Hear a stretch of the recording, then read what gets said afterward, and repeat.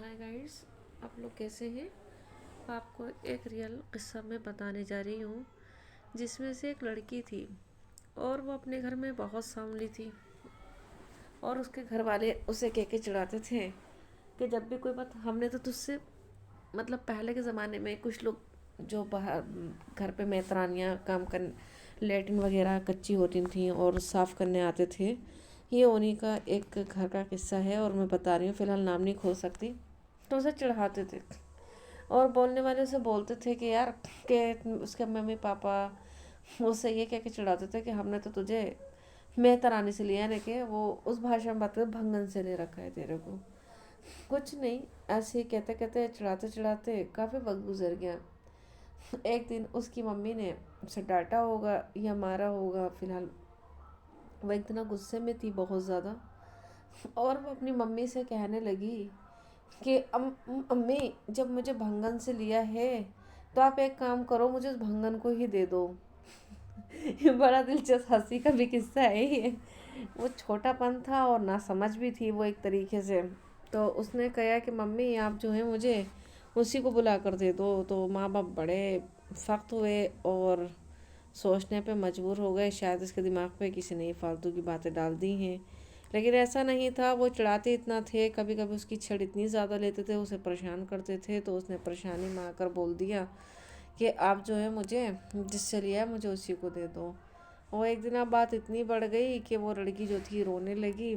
उसको फिर उसके घर वालों ने चिढ़ाया होगा, जब बात निकलती थी तो उसे ये कह के चिढ़ाया जाता था कि हमने तो तुझे भंगन से लेके पाला है, तू इसलिए इतनी काली है और तू इसलिए ही, मतलब थोड़ा जवाब देती थी तो थोड़ी बदतमीज़ इसलिए है। तो उसको भी एक दिन गुस्सा आ गया, जब तुमने मुझे भंगन से लिया तो मुझे वापस करो।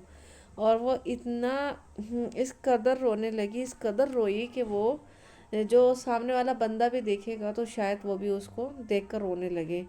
अब माँ बाप मरे मजबूर कि भाई लिया हो तो वापस भी कर दें, चलो एक बात उसको रोने को देख कर।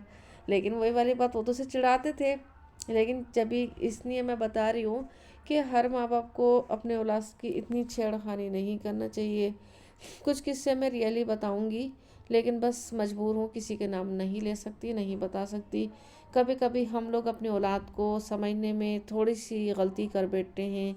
और कभी ऐसा नहीं है कि माँ बाप गलत नहीं सोचते हैं, वो ठीक ही होते हैं, लेकिन कभी कभी औलाद को भी समझना माँ बापों के बस की बात नहीं होती।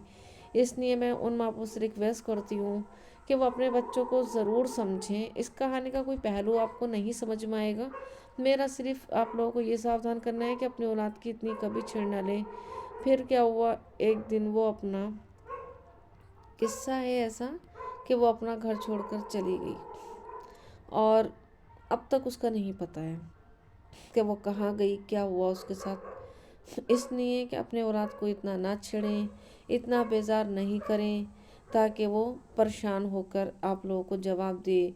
या मतलब कभी कभी हम अपनी औलाद को नहीं समझ पाते। माँ बाप को चाहिए कि अपनी औलाद को समझना चाहिए और हर दुख सुख में उनके फ्रेंड बनकर उनके सामने खड़े होना चाहिए। ये नहीं कि उनके माँ बाप हैं आप तो उन पर सख्त व्यवहार करेंगे तो फिर आगे चल के आपकी औलाद भी आपकी इज्जत नहीं करेगी। मैं बस इतना ही कहना चाहती हूँ।